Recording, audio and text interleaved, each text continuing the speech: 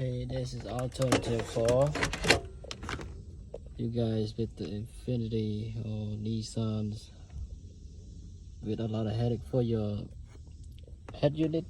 So anyway, I spent, I think it was like $80 on Amazon for this. They have the ones that you can use the auxiliary and USB, but who use USB nowadays, 2023? So here's what I'm going with. So basically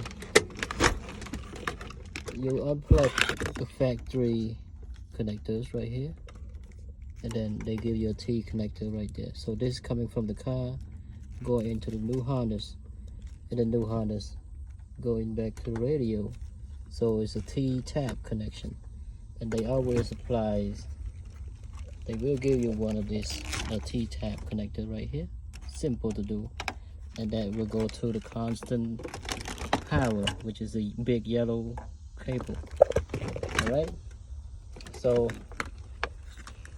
this is what you're left with. It's gonna be short, and it's also hard to find a spot for it. So what I did was I had a hole here on the back of this pocket, so tie that knot right there. Now we're left with the auxiliary cable, which is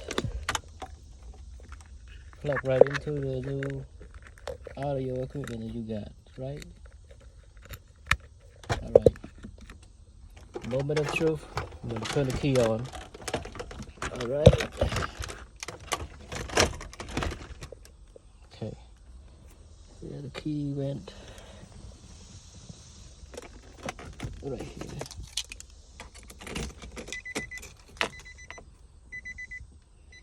Okay, so what I did was it was on one of these settings on the FM radio.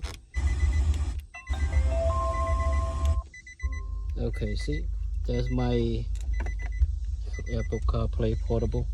It will connect to my phone, but as you can see, the sound it came on. Let me get this started up again.